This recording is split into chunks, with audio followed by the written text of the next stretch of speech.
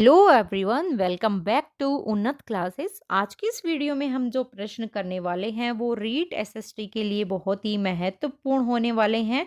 Level second के लिए ये वीडियो है। तो आज की इस वीडियो में हमने एज इट इज जैसा रीट में पेपर आएगा उसी के पैटर्न पर हमने क्वेश्चंस को लिया है। मोस्टली सभी टॉपिक को कवर किया गया है जो कि न्यू सिलेबस के आधार पर दिया गया है। तो प्लीज़ इसे आप ध्यान से देखिएगा। अगर अभी तक चैनल को सब्सक्राइब नहीं किया है तो सब्सक्राइब कर लीजिएगा। बेल आइकन को भी प्रेस कर लीजिएगा जिससे कि सबसे पहले नोटिफिकेशन आपको मिल सके। वीडियो को लाइक और शेयर जरूर कीजिए। तो स्टार्ट करते हैं हम। पहला प्रश्न है हमारा, निम्नलिखित में से कौन सा सिंधु घाटी सभ्यता स्थल अफगानिस्तान में स्थित है। तो पहले हमें इन चारों के बारे में पता होना चाहिए कि कौन सा कहाँ पर स्थित है। पहला देखिए दैमाबाद दिया गया है। तो दैमाबाद कहाँ पर, महाराष्ट्र में पड़ता है दैमाबाद, ये आपको ध्यान में रखना है।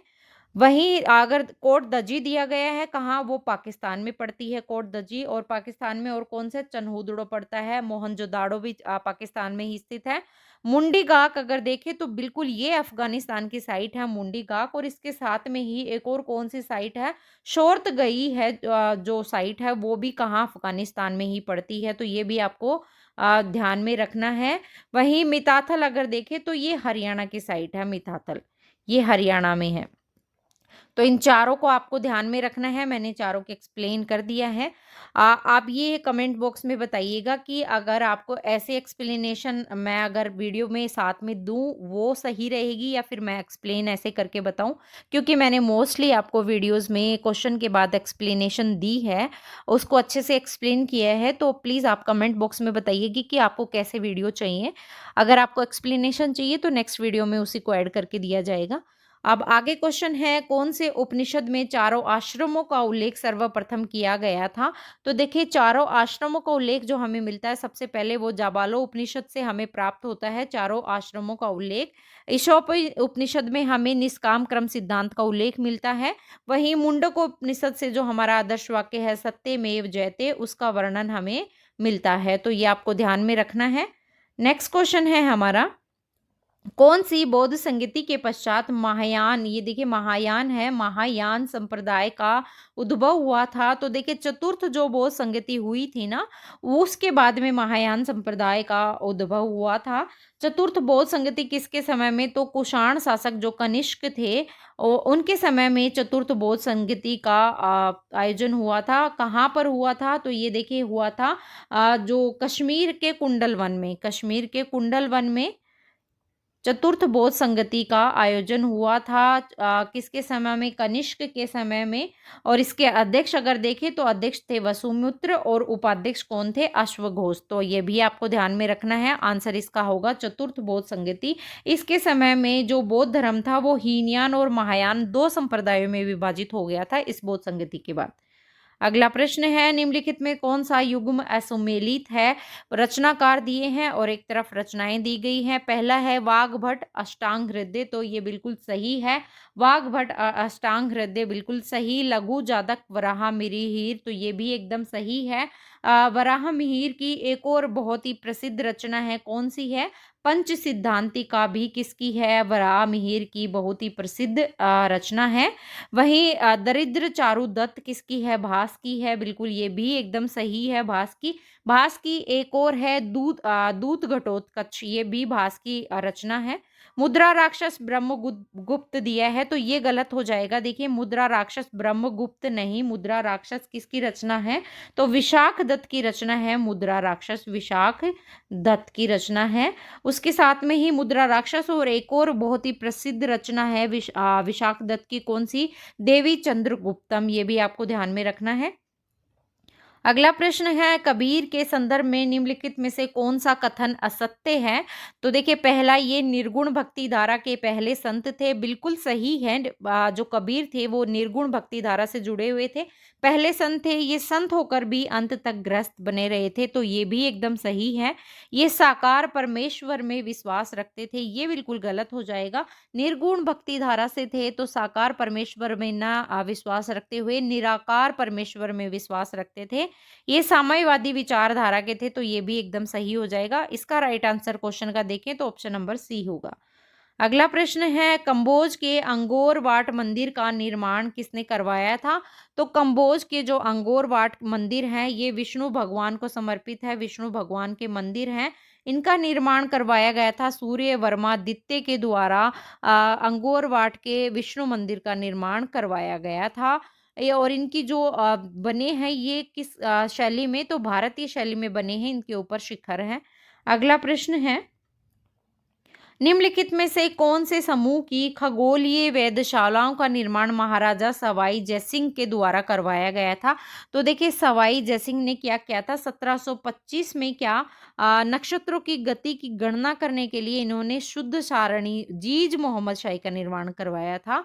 नक्षत्रों की गति को जानने के लिए कौन सी सारणी? जीज मोहम्मद शाही आपको ध्यान में रखना है। और ज्योतिष के अध्ययन के लिए इन्होंने 5 वेधशालाएं बनवाई थी अलग अलग जगह पर। कहाँ कहाँ बनवाई थी? एक जयपुर में बनवाई थी, एक दिल्ली में बनवाई थी, एक मथुरा में, एक बनारस में और एक उज्जैन में। तो ये आपको ध्यान रखनी है। आप देखते हैं ये कहाँ 5 वेधशालाएं कौन सी? जयपुर, दिल्ली, उज्जैन, मथुरा और बनारस। ये एकदम सही उत्तर हो जाएगा। अगला प्रश्न है, असुमेलित युग्म की पहचान कीजिए।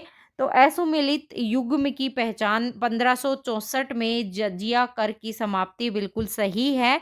अगला है 1572 फतेहपुर सीकरी की स्थापना। तो ये एकदम गलत हो जाएगा, 1572 में नहीं 1571 में फतेहपुर सीकरी की स्थापना हुई थी। 1582 में क्या हुआ था? दास प्रथा का अंत हुआ था। और 1579 में मजहर की घोषणा हुई थी। तो बिल्कुल ये भी एकदम सही है। जजिया कर 1564 में ही हुआ था, लेकिन फतेहपुर सीकरी 1572 की जगह 1571 में स्थापना हुई थी। अगला प्रश्न है हमारा, लॉर्ड डलहौजी के प्रयासों से हिंदू विवाह पुनर्विवाह के लिए अधिनियम के अंतर्गत यह कानून सम्मत बनाया गया था। कौन सा कानून बनाया गया था?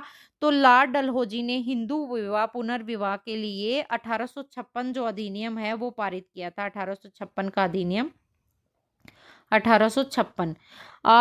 इसमें क्या किया था? इन्होंने अगर डेट देखे तो 26 जुलाई 1856 को एक्ट नंबर 15 पारित किया था, जो कि अगर देखें तो 15 AD 1856। तो यही इसका राइट आंसर हो जाएगा।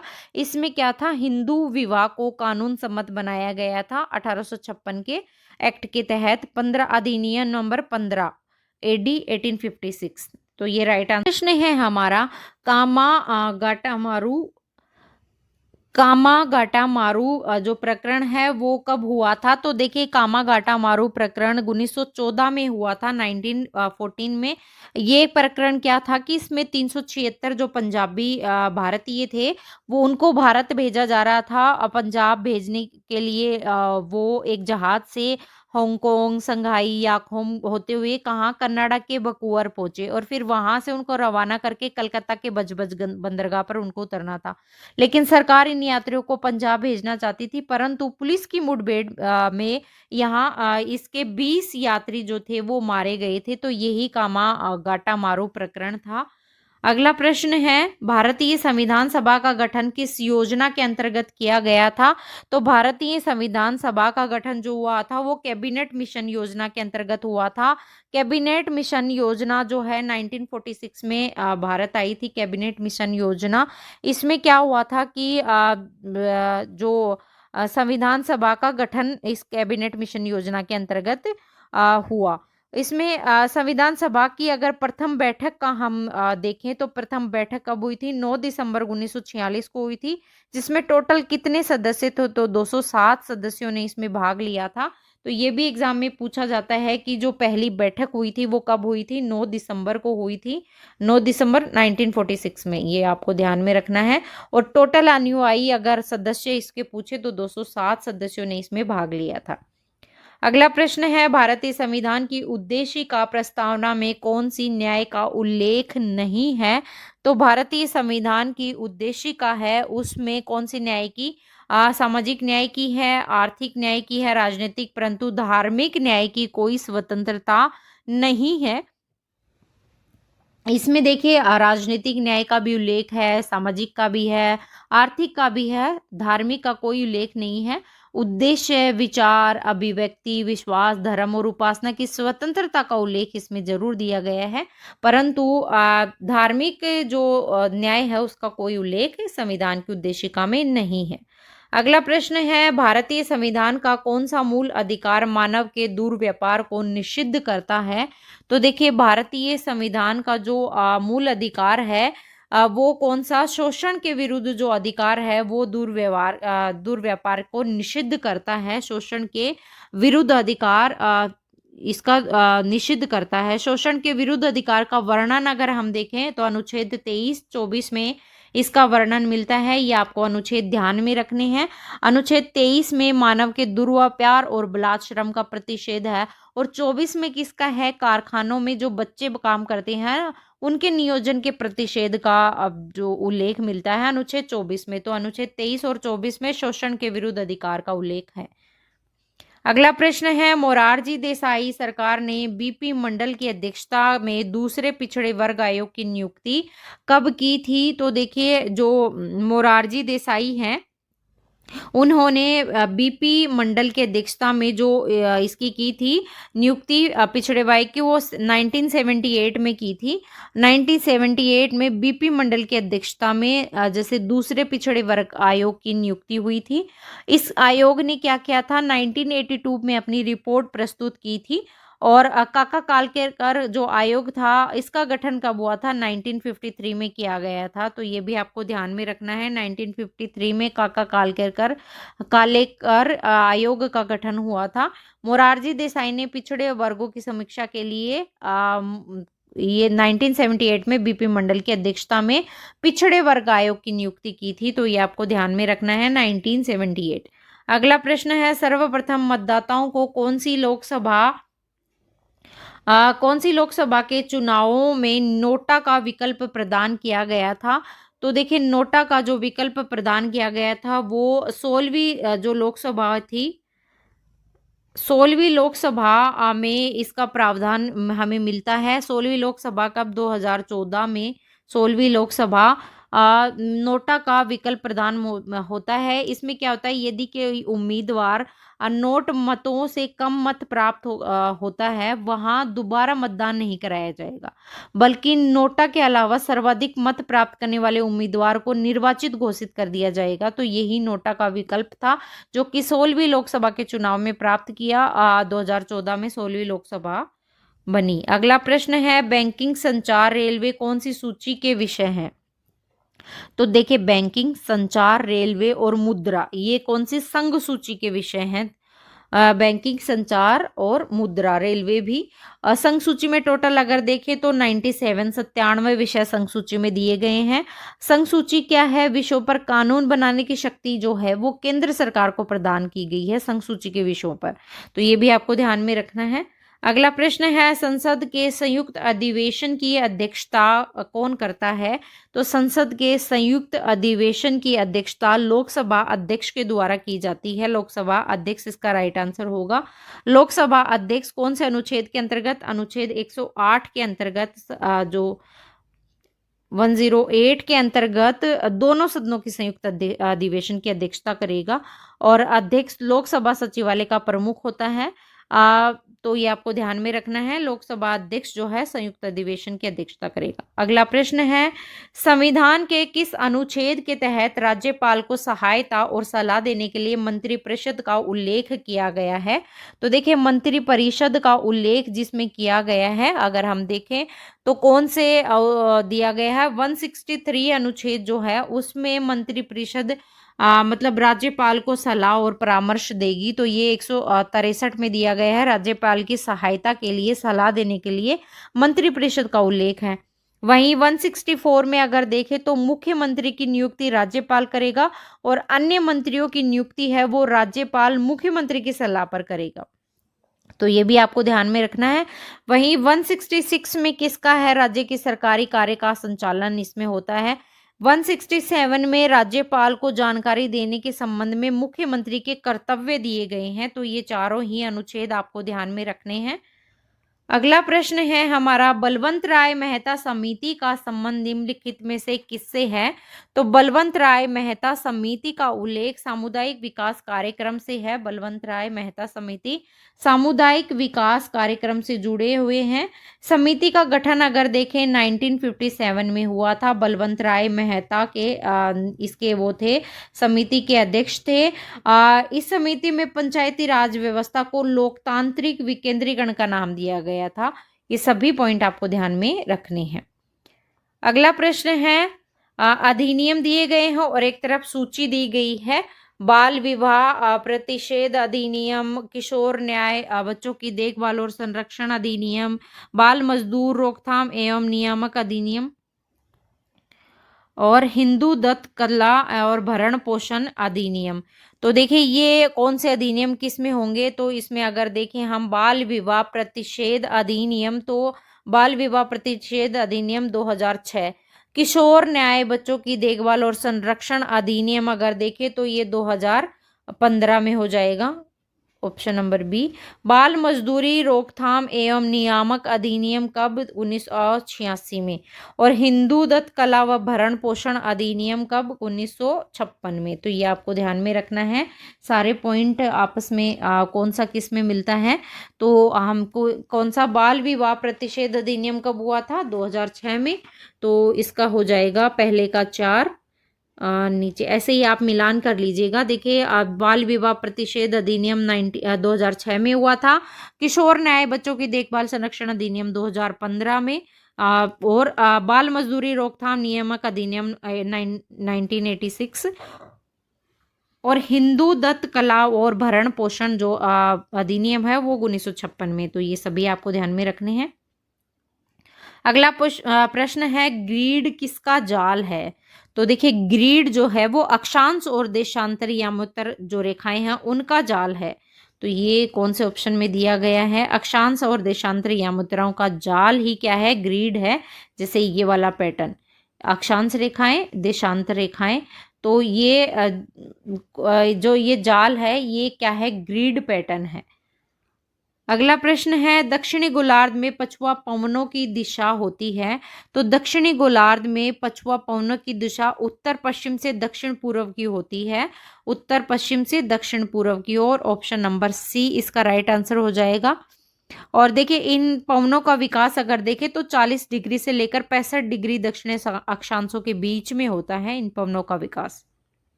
अगला प्रश्न है, उष्ण कटिबंधीय चक्रवातों को संयुक्त राज्य अमेरिका में क्या कहा जाता है? तो उष्ण कटिबंधीय चक्रवात जो है वो संयुक्त राज्य अमेरिका में इन्हें हरिकेन कहा जाता है। ये आपको ध्यान में रखना है। संयुक्त राज्य अमेरिका में इन्हें क्या कहा जाता है? हरिकेन। हरिकेन कहा जाता है संयुक्त राज्य अमेरिका में। वहीं अगर हम देखें इसमें कैरेबियन सागर और मैक्सिको में तो टोर्नेडो कहा जाता है। टोर्नेडो मैक्सिको में। वहीं चीन और जापान में क्या कहते हैं? टाइफून कहते हैं। टाइफून किसमें? जापान और चीन में कहते हैं। ऑस्ट्रेलिया में विली विली कहते हैं। ये चारे ही आपको ध्यान में रखना है। ये काफ़ी बार एग्जाम में पूछा जाता है क्वेश्चन, चाहे आप केवी की एग्जाम दे रहे हो, एनवीएस के लिए, DSSB के लिए, EMRS के लिए, सभी में इस तरीके के क्वेश्चन पक्के पूछे जाते हैं। तो ये आपको ध्यान में रखना है। विली विलीज है वो ऑस्ट्रेलिया में कहा जाता है। टाइफून चीन और जापान में। वहीं टोर्नेडो मैक्सिको और कैरेबियन सागर में। और जो हरिकेन है वो संयुक्त राज्य अमेरिका में कहते हैं। अगला प्रश्न है, भूकंपीय पी तरंगों के से संबंधित कौन सा कथन सत्य है? तो जो भूकंपीय तरंगे हैं पी, वो किससे संबंधित हैं? तो देखिए पी तरंगे हैं वो तीव्र गति से चलने वाली तरंगे हैं। बिल्कुल सही है। ये धरातल पर सबसे पहले पहुंचती हैं। तो ये भी एकदम सही है। इसे प्राथमिक तरंग कहा जाता है। बिल्कुल पी तरंगे प्राइमरी वेव होती हैं। ये तरंगे गैस, तरल, ठोस तीनों माध्यमों से होकर गुजर सकती हैं। तो इसमें देखिए तीनों सही हैं, ये भी सही, तो इसका राइट आंसर अगर देखें तो सभी हो जाएगा। और एक और पॉइंट आप इसमें ऐड कर लीजिए कि ये जो तरंगे हैं वो तरल, ठोस और जो गैस है वो तीनों माध्यमों से होकर गुजरती है। तो ये पी तरंगे प्राइमरी वेव्स के बारे में है। अगला प्रश्न है, भारत के पूर्वी घाट का सर्वोच्च शिखर कौन सा है? तो भारत के जो पूर्वी घाट है उसका सर्वोच्च शिखर कौन सा? महेंद्रगिरी जो है वो पूर्वी घाट का सर्वोच्च शिखर है। पूर्वी घाट के दक्षिण पश्चिम में शेवराय और जावेद की पहाड़ियां भी स्थित हैं। वहीं अगर पूर्व और पश्चिमी घाट नीलगिरी पहाड़ियों के आसपास में मिलते हैं, पूर्वी घाट और पश्चिमी घाट नीलगिरी पहाड़ियों के आसपास का क्षेत्र, तो महेंद्रगिरी जो है वो पूर्वी घाट का सर्वोच्च शिखर है। अगला प्रश्न है, निम्नलिखित में से कौन सा कारण भारत के उत्तर पश्चिमी भाग में शीत ऋतु में होने वाली वर्षा के लिए उत्तरदायी है? तो शीत ऋतु में वर्षा के लिए उत्तरदायी कौन सा? पश्चिमी विक्षोभ जो है ना वो इसमें उत्तरदायी है। तो देखिए विक्षोभ विक्षोभ उत्तरदायी है, पश्चिमी विक्षोभ पश्चिमी भाग में। अगला प्रश्न है, भारत में सबसे बड़े क्षेत्र में फैले हुए वन हैं। तो भारत में सबसे ज्यादा फैले हुए वन कौन से हैं? उष्णकटिबंधीय पर्णपाती वन ही है। उष्णकटिबंधीय पर्णपाती वन सबसे ज्यादा क्षेत्र में फैले हुए हैं। अगला प्रश्न है, सूची दी गई है, पहली और दूसरी सूची से मिलान हमको करना है। नंदा देवी अगर देखें तो नंदा देवी कहाँ? उत्तराखंड में। नंदा देवी उत्तराखंड में 3 नंबर हो जाएगा। सिमलीपाल कहाँ? उड़ीसा में, सिमलीपाल उड़ीसा। पन्ना कहाँ? मध्य प्रदेश में। और अगस्त मलाई कहाँ? केरला में। तो ये चारों आपको याद में रखना है कौन सी कहाँ पर है। अगला प्रश्न है, नागार्जुन सागर परियोजना कौन सी नदी पर निर्मित है? तो नागार्जुन सागर परियोजना आंध्र प्रदेश में कृष्णा नदी पर निर्मित है। ऑप्शन नंबर बी इसका राइट आंसर हो जाएगा, कृष्णा नदी पर निर्मित है। और इस पे जो बांध बनाया गया है वो चिनाई बांध बनाया गया है। लगभग इसका अगर देखें तो 1550 मीटर लंबा है ये चिनाई बांध। और इस परियोजना से किन राज्यों को तक विस्तारित है ये? तो देखिए आंध्र प्रदेश और तेलंगाना दोनों राज्यों में इसका विस्तार है, आपको ध्यान में रखना है। अगला प्रश्न है, बोलाडीला पहाड़ी श्रृंखला से उत्तम कोटि का हेमेटाइट लौह अयस्क मिलता है, ये किस राज्य में स्थित है? तो ये कहाँ पर? छत्तीसगढ़ के बस्तर जो जिला है वहां पर स्थित है। किसकी? बेलाडीला पहाड़ियों की श्रृंखला। यहाँ पर उच्च कोटि का हेमेटाइट मिलता है, बिल्कुल। तो ये सही है, मतलब इसमें जो धातु है ये इसमें भौतिक गुण विद्यमान होते हैं इस्पात बनाने में। और ये बोलाडीला की पहाड़ियाँ कहाँ पर स्थित है? छत्तीसगढ़ में स्थित है, बस्तर जिले में। अगला प्रश्न है, लाठी सीरीज के संबंध में कौन सा कथन सत्य है? लाठी सीरीज ये एक भूगर्भीय जल पट्टी है, बिल्कुल ये तो सही है। आगे देखते हैं क्या दिया गया है। ये जैसलमेर के मोहनगढ़ से पोखरण के मध्य 60 किलोमीटर क्षेत्र में फैली हुई है, तो ये भी एकदम सही है। इस पट्टी में सेवण घास और लस्यूरुम सिंडिकुस पाई जाती है, जिसे स्थानीय भाषा में लिलोण कहते हैं। तो बिल्कुल ये भी एकदम सही है। तो इसका right answer option number D हो जाएगा। किसके बारे में? लाठी सीरीज के बारे में। लाठी सीरीज में जो मीठे पानी के नलकूप हैं उनको क्या कहा जाता है? उनको थार का घड़ा कहा जाता है, ये भी आपको ध्यान में रखना है, थार का घड़ा। अगला प्रश्न देखते हैं, निम्नलिखित में से असुमेलित युग्म की पहचान करनी है। मेसा का पठार चित्तौड़गढ़ में है, तो देखिए ये गलत हो जाएगा। मेसा का पठार सलूम्बर में नहीं, चित्तौड़गढ़ में। उड़िया का पठार बिल्कुल सिरोही में है। काकनवाड़ी का पठार अगर देखें तो काकनवाड़ी का पठार अलवर में है। और देशरों का पठार कहाँ? उदयपुर में। तो सलूम्बर में कौन सा पठार? लसाड़िया का पठार है सलूम्बर में, ये आपको ध्यान में रखना है, लसाड़िया का पठार सलूम्बर में। अगला प्रश्न देखते हैं, राज्य में सर्वाधिक क्षेत्रफल में बोई जाने वाली फसल है। तो सबसे ज्यादा बोई जाने वाली फसल राजस्थान की कौन सी? बाजरा। बाजरा सबसे ज़्यादा राजस्थान में क्षेत्रफल अगर देखें तो सबसे ज़्यादा बोई जाती है। राजस्थान बाजरे के दृष्टि से देश में प्रथम स्थान रखता है उत्पादन की दृष्टि से। तो ये आपको ध्यान रखना है कि राजस्थान को बाजरे में प्रथम स्थान उत्पादन करता है। अगला प्रश्न है, राजस्थान जनसंख्या घनत्व 2011 के अनुसार अवरोही क्रम में जिलेवार सही अनुक्रम बताइए। अवरोही क्रम में पूछा है, तो अवरोही क्रम में देखिए जयपुर होगा, भरतपुर, जयपुर की कितनी है 595, और इसमें किसमें दिए गए भरतपुर, दौसा और अलवर। तो भरतपुर की कितनी होगी 503, और दौसा की 476 और अलवर की 438 के लगभग है। तो ये राइट आंसर इसका बी हो जाएगा। नेक्स्ट क्वेश्चन है, वर्ष 2011 में राजस्थान के कौन से दुर्ग को यूनेस्को वर्ल्ड हेरिटेज साइट में शामिल नहीं किया गया है। तो देखिए यूनेस्को वर्ल्ड हेरिटेज जो साइट है उसमें 6 दुर्गों को शामिल किया गया है 2013 में।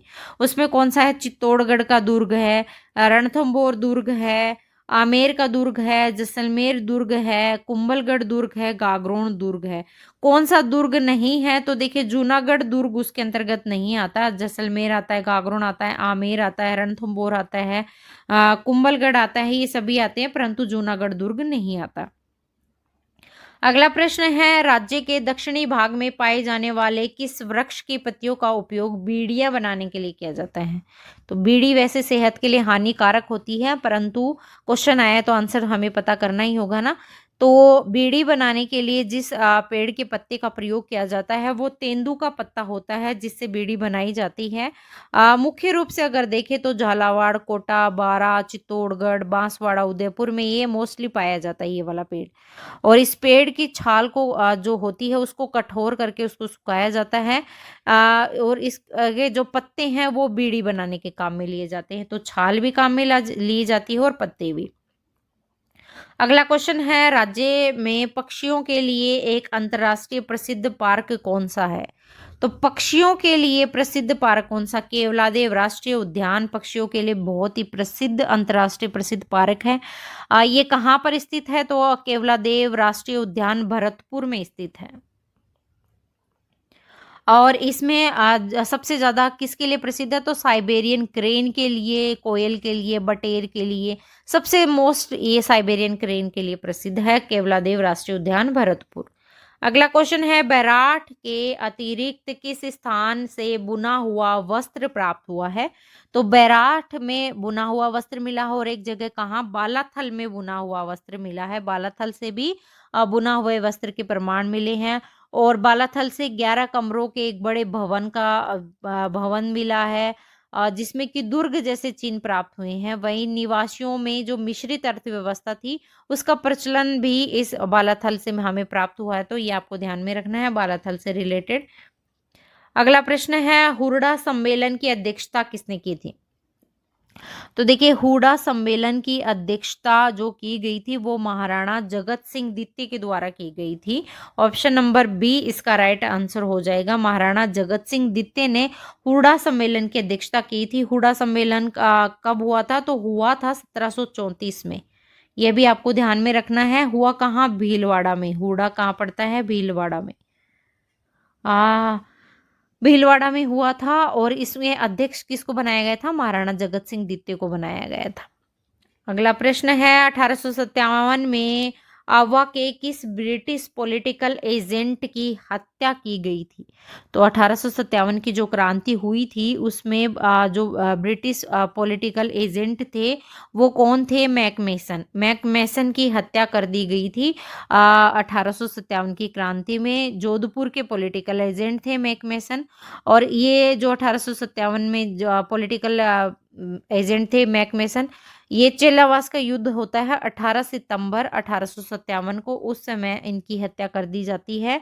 मैकमेसन का सिर जो है वो काटकर आवा के किले पर लटका दिया जाता है। तो ये आपको 1857 की क्रांति का बहुत ही इंपॉर्टेंट क्वेश्चन है, आपको ध्यान में रखना है। नेक्स्ट क्वेश्चन है असम्मिलित युग्म की पहचान करनी है। बूंदी प्रजामंडल 1931 बिल्कुल सही है। कोटा प्रजामंडल 1939 ये भी सही है। बांसवाड़ा प्रजामंडल 1943 तो ये गलत हो जाएगा। बांसवाड़ा प्रजामंडल 1945 है, ना कि 43। वहीं अलवर प्रजामंडल 1938 तो ये इसका राइट आंसर हो जाएगा। बांसवाड़ा प्रजामंडल 1945 में इसकी स्थापना हुई थी, ना कि 1943 में। अगला प्रश्न है मार्च 1948 को गठित हुए राजस्थान संघ का प्रधानमंत्री किसे नियुक्त किया गया था? तो 25 मार्च 1948 को राजस्थान संघ का निर्माण हुआ था और राजस्थान संघ के प्रधानमंत्री जिन्हें बनाया गया था वो थे गोकुल लाल असावा को प्रधानमंत्री बनाया गया था। और जो कोटा के महाराव भीम सिंह हैं उनको राज प्रमुख बनाया गया था। और इसमें किस कौन कौन सी रियासतें शामिल थी? तो इसमें बांसवाड़ा, कोटा, बूंदी, झालावाड़, टोंक, डूंगरपुर, प्रतापगढ़, किशनगढ़ और शाहपुरा रियासतें शामिल थी। ठिकाने अगर देखें तो कुशलगढ़ और लावा ठिकाने राजस्थान संघ में मिले थे। 25 मार्च 1948 को इसका गठन हुआ था और गोकुललाल असावा को इसका प्रधानमंत्री बनाया गया। भीम सिंह इसके राज प्रमुख बने थे, महाराव भीम सिंह, जो कि कोटा रियासत के थे। अगला प्रश्न है निम्नलिखित में से किसने अपना छद्म नाम अमरदास वैरागी रखकर अपना अधिकांश समय मालवा और बागड़ क्षेत्र में व्यतीत किया था? तो किसने किया था? जोरावर सिंह बारठ जो थे ना, उन्होंने अपना नाम क्या रखा था? उन्होंने अपना नाम रखा था छदम, और अमरदास वैरागी बनकर मालवा और वागड़ क्षेत्र में इन्होंने अपना जीवन व्यतीत किया था। जोरावर सिंह बारठ ने। जोरावर सिंह बारठ ने क्या कहा था? लॉर्ड होर्डिंग पर बम फेंका था। तो इनको कई सालों तक भूमिगत रहना पड़ा था, तो ये भी आपको ध्यान में रखना है। जोरावर सिंह बारठ ने लॉर्ड होर्डिंग पर बम फेंका था। अगला प्रश्न है किस वर्ष नीमूचाणा अलवर में दुखांत घटना घटित हुई थी? तो नीमूचाणा अलवर में 1925 में बहुत ही दुखांत घटना घटित हुई थी। अलवर में क्या था? जंगली सुअर जो थे किसानों की फसलें खराब कर रहे थे। इससे किसान परेशान हो गए थे और किसानों को जो है सुअरों की मारने की अनुमति को लेकर आंदोलन करना था, क्योंकि सुअर किसानों की जो फसलें हैं वो खराब कर रहे थे। तब 1925 में अलवर के महाराजा जयसिंह के द्वारा लगान में वृद्धि की गई और किसानों ने क्या किया? नीमूचाणा गांव में एक सभा का आयोजन किया था। तो इस सभा के ऊपर गोलियां बरसाई गई, जैसे कि अमृतसर जलियांवाला बाग हत्याकांड हुआ था, वैसे ही उस पर गोलियां बरसाई गई और इसमें हजारों सैकड़ों किसानों और स्त्रियां, बच्चे ये सब मारे गए थे। तो ये आपको ध्यान में रखना है। अगला प्रश्न है हमारा, तो नेक्स्ट क्वेश्चन है हमारा असम्मिलित युग्म की पहचान करनी है। तो असम्मिलित युग्म में देखिए गोपाल सिंह की छतरी अलवर, तो देखिए यही गलत हो जाएगा। गोपाल सिंह की छतरी अलवर में नहीं, करौली में स्थित है गोपाल सिंह की छतरी। ईश्वर सिंह की छतरी जयपुर में बिल्कुल सही है। बड़ा बाग की छतरी जैसलमेर, बिल्कुल ये भी सही है। 84 खंभों की छतरी बूंदी में, ये भी एकदम सही है। लेकिन गोपाल सिंह की छतरी कहाँ? अलवर में नहीं, करौली में स्थित है। अगला प्रश्न है कजली तीज सातुड़ी तीज किस माह में मनाई जाती है? तो कजली तीज या सातुड़ी तीज जो मनाई जाती है वो मनाई जाती है भाद्रपद की कृष्ण तृतीया को ये तीज मनाई जाती है। और ये कहाँ की प्रसिद्ध है? तो बूंदी की जो कजली तीज है वो बहुत ही प्रसिद्ध है। इस दिन क्या करती हैं? जो सुहागन महिलाएं होती हैं वो माँ पार्वती की पूजा करती हैं अपने पति की दीर्घायु की कामना के लिए। तो ये आपको ध्यान में रखनी है भाद्रपद कृष्ण तृतीया को। अगला क्वेश्चन है जमनादास, छोटेलाल, बक्सराम, नंदलाल चित्रकला किस शैली से संबंधित है? तो देखिए जो नंदलाल, जमनालाल, बक्साराम, शालिग्राम, ये सभी जो कलाकार हैं ये कौन सी चित्र शैली से हैं? तो ये अलवर शैली से संबंधित है। ये क्या करते हैं? पोथी चित्रों, लघु चित्रों, इन चित्रों का निर्माण करते हैं कौन सी शैली से? अलवर शैली से संबंधित हैं ये सभी चित्रकार। तो इन चित्रकारों का किसी का भी एक का दो का नाम दे देते हैं और डायरेक्ट पूछते हैं कि कौन सी शैली से संबंधित है। अगला प्रश्न है निम्न में से कौन से व्यावसायिक नृत्य की पहचान भूतपूर्व मुख्यमंत्री जयनारायण व्यास ने दिलाई थी? तो जयनारायण व्यास ने जो ढोल नृत्य है ना उसको पहचान दिलाई थी ढोल नृत्य को जो भूतपूर्व मुख्यमंत्री थे जयनारायण व्यास ने ढोल नृत्य कहाँ का प्रसिद्ध है, तो ढोल नृत्य अगर आपसे पूछे जिला तो जालोर का प्रसिद्ध है ढोल नृत्य। शादी ब्याह के अवसर पर ढोल बजते हैं, सभी नृत्य करते हैं। अगला प्रश्न है, जहर पीर के नाम से कौन से लोक देवता को जाना जाता है, तो जहर पीर के नाम से गोगा जी को हम जानते हैं। गोगा जी सर्प के देवता है, सर्प दंश होने पर गोगा जी विष को हरते हैं। गोगा जी का जन्म देखें तो ददरेवा में हुआ था, ददरेवा चूरू में गोगा जी का जन्म हुआ था। यहाँ पर ही इनकी क्या है, शीर्ष मेड़ी है, और इनकी शीर्ष मेड़ी को क्या बोलते हैं, धूर मेड़ी कहते हैं, जहाँ समाधि स्थल है। इनका मेला कब भरता है, तो इनका मेला भरता है भाद्रपद की जो कृष्ण नवमी होती है ना, उस दिन इनका मेला भरता है कृष्ण नवमी को। अगला प्रश्न है, निम्नलिखित में से शरीर के कौन से भाग में बेसर, चुन्नी और चौप आभूषण पहना जाता है, तो ये चौप तो काफी बार एग्जाम में पूछा जाता है। ये सभी आभूषण कहाँ, नाक में पहने जाते हैं। चुन्नी, चौप, बेसर ये सभी कहाँ पर पहना जाते हैं, नथ पहनी जाती है नाक में। गले का आभूषण अगर देखें तो हार हो गया, हालरो हो गया, चंद्रहार, मादलिया, बादलिया, तुलसी, ये सभी किसके गले के हार हैं। कान के आभूषण अगर हम देखें तो कर्णफूल हो गया, लटकन हो गई, झेला, बाली, पीपल पन्ना, ये सभी किसके हैं, कान के आभूषण हैं। तो ये आभूषण से भी एक क्वेश्चन पक्का आएगा, तो ये भी आपको ध्यान में रखना है। अगला प्रश्न है, जीने की कला बड़ी सुंदर कला है, सामाजिक अध्ययन द्वारा यह ज्ञान प्राप्त होता है, ये परिभाषा किससे संबंधित है, तो सामाजिक जो अध्ययन के द्वारा अध्ययन में ये परिभाषा दी है। ये मुफात की परिभाषा इन्होंने कहा था कि जो सामाजिक जीने की कला है वो बहुत ही सुंदर कला है, और इसको पहचान हम किससे सकते हैं, तो सामाजिक अध्ययन के द्वारा इसे ज्ञान को समझा जा सकता है, प्राप्त किया जा सकता है ज्ञान। तो ये आपको ध्यान रखना है। अगला प्रश्न है, वर्ष 2001 में ब्लूम द्वारा प्रस्तुत शैक्षिक उद्देश्यों का वर्गीकरण किसके द्वारा संशोधित किया गया था, तो ब्लूम के द्वारा शैक्षिक उद्देश्यों का जो संशोधन किया गया था वो एंडरसन के द्वारा ही किया गया था। संशोधन किसके द्वारा, एंडरसन ने इसमें संशोधन किया था। वर्गीकरण हम अगर देखें ब्लूम में इसमें कब किया था, 2001 में ये वर्गीकरण हुआ था। अगला प्रश्न देखते हैं, भूगोल शिक्षक पृथ्वी की दैनिक गतिक नामक प्रकरण पढ़ा रहा है, ठीक है। विद्यार्थी दैनिक गति की परिभाषा और अवधि से संबंधित तथ्य सीखते हैं। ये है क्या है, तो ये क्या है कि अवबोध है, अभिवृत्ति है, ज्ञानोपयोग है, या फिर क्या है। तो देखिए जो ये पढ़ा रहे हैं इससे संबंधित, तो ये ज्ञान का ज्ञानोपयोग है, ज्ञान का उद्देश्य है कि जो शिक्षक है वो पढ़ा रहा है पृथ्वी की दैनिक गतियां, प्रकरण उसका है पृथ्वी की दैनिक गतियां, तो उसकी परिभाषा बताएगी, अवधि, ये सभी क्या है, क्या है, उद्देश्य है, ज्ञान का उद्देश्य में आएगा। ये सभी पॉइंट किस में आएंगे, ज्ञान के उद्देश्य में। प्रकरण हुआ, दैनिक गति की परिभाषा हुई, ये सभी ज्ञान के उद्देश्य में आएंगे। और अभिवृत्ति में अगर हम देखें तो कि ये बीएड में सभी ने पढ़ा है। अभिवृत्ति में दिन रात बनने की घटना, वैज्ञानिक दृष्टिकोण विकसित करना, ये सभी अभिवृत्तियों के पॉइंट होंगे। और इसी का टॉपिक अगर देखें तो रेखा चित्र प्रदर्शित करना, ये क्रियात्मक कौशल के अंतर्गत आ जाएगा, तो ये आपको ध्यान में रखने हैं। अगला प्रश्न है, शिक्षण की चक्रीय योजना का प्रतिपादन किसके द्वारा किया गया था, तो शिक्षण की जो चक्रीय योजना इसका प्रतिपादन मोरिसन के द्वारा किया गया था। शिक्षण की चक्रीय योजना का प्रतिपादन किसके द्वारा, मोरिसन के द्वारा किया गया था। 5 सोपान इन्होंने बताए थे, मोरिसन ने 5 सोपानों का अनुसरण किया गया था इसके अंतर्गत।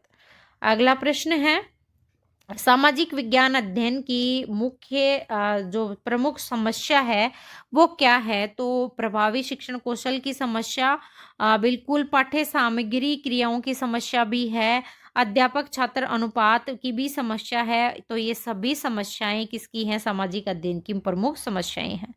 अगला प्रश्न है, निम्नलिखित में से त्रिआयामी उपकरण है, तो त्रिआयामी उपकरण कौन कौन से होंगे। त्रिआयामी उपकरण में अगर देखें तो प्रतिरूप त्रिआयामी उपकरण के अंतर्गत आता है। प्रतिरूप यानी कि मॉडल जो होता है ना, वो त्रिआयामी उपकरण के अंतर्गत आता है, प्रतिरूप मॉडल। और क्या क्या आएंगे, जैसे शामपढ़, चित्र, सेल, ये सभी किसके अंतर्गत आएंगे? प्रतिरूप, मॉडल, शामपढ़, भाषा मशीन। तो देखिए भाषा मशीन आएगी इसके अंतर्गत। त्रिआयामी उपकरण का उदाहरण नहीं, भाषा मशीन नहीं, प्रतिरूप मॉडल ही होता है। त्रिआयामी उपकरण मॉडल डायरेक्ट बच्चों को दिखाएंगे तो वो उसको देख पाएगा अच्छे से और चीजों को समझ पाएगा। अगला क्वेश्चन है principles and practice of teaching in secondary schools पुस्तक का संबंध है। तो देखिए ये बुक किससे संबंधित है? ये बुक जो है वो किसने, थॉमस एम ब्रिस्क की बुक है। बुक का नाम आपको ध्यान में रखना है, principles and practices of teaching in secondary school. तो किसकी है? थॉमस एम ब्रिस्क की बुक है ये। अगला प्रश्न है निम्नलिखित में से कौन सा मूल्यांकन के त्रिकोण कर भाग नहीं है? तो मूल्यांकन का त्रिकोण का भाग कौन सा नहीं है? अधिगम अनुभव है, शिक्षण अनुभव है, शैक्षिक उद्देश्य है और मूल्यांकन है। तो देखिए मूल्यांकन होता है, शैक्षिक उद्देश्य होते हैं, अधिगम अनुभव होता है। पर शिक्षण अनुभव का इसमें त्रिआयामी जो ये सबने बनाया होगा, बीएड में देखा होगा सबने, त्रिभुज होता है जो आपस में एक दूसरे पर निर्भर होते हैं, जिसमें शैक्षिक उद्देश्य होते हैं, अधिगम अनुभव होता है, मूल्यांकन और उपकरण होता है, परंतु शिक्षण अनुभव का इसमें कोई उल्लेख नहीं है। अगला प्रश्न है निम्नलिखित में से मूल्यांकन की विशेषता नहीं है? तो मूल्यांकन की विशेषता ये एकांकी है। नहीं, बिल्कुल एकांकी नहीं है, मूल्यांकन बहुमुखी होता है मूल्यांकन, तो यही गलत हो जाएगा। यह गुणवत्ता प्रदर्शित करती है, बिल्कुल गुणवत्ता प्रदर्शित करती है। व्यापक और सतत प्रक्रिया है, तो ये भी सही है, ये भी सही है। रुचि, अभिरुचि, अभिवृत्तियों आदि का भी मापन करता है, तो ये भी सही है। परंतु मूल्यांकन जो है वो एकांकी नहीं बहुमुखी होता है, ये आपको ध्यान में रखना है। अगला प्रश्न है सूक्ष्म शिक्षण से अभिप्राय है। तो सूक्ष्म शिक्षण क्या होता है? विभिन्न अध्यापन कौशलों का पृथक रूप से अभ्यास कराता है सूक्ष्म शिक्षण। तो ये आपको ध्यान में रखना है, सूक्ष्म शिक्षण किसका अध्ययन कराता है? तो सूक्ष्म शिक्षण अध्ययन कराता है कौशलों का पृथक रूप से अभ्यास करवाता है। तो ये हमारे एसएसटी के महत्वपूर्ण प्रश्न एज इट इज, जैसा कि रीट में पेपर आएगा ना, उसी पैटर्न पर आधारित हैं। सभी टॉपिक को कवर किया गया है और अब आगे आने वाले वीडियोस में ऐसे ही मॉडल टेस्ट पेपर और लेकर आएंगे, तो चैनल के साथ आप जुड़े रहिएगा। अभी तक अगर चैनल को सब्सक्राइब नहीं किया है तो सब्सक्राइब कर लीजिएगा, वीडियो को लाइक और अपने फ्रेंड्स के साथ शेयर जरूर कीजिएगा। तो फिर मिलते हैं हम नेक्स्ट वीडियो में। जय हिंद, जय भारत।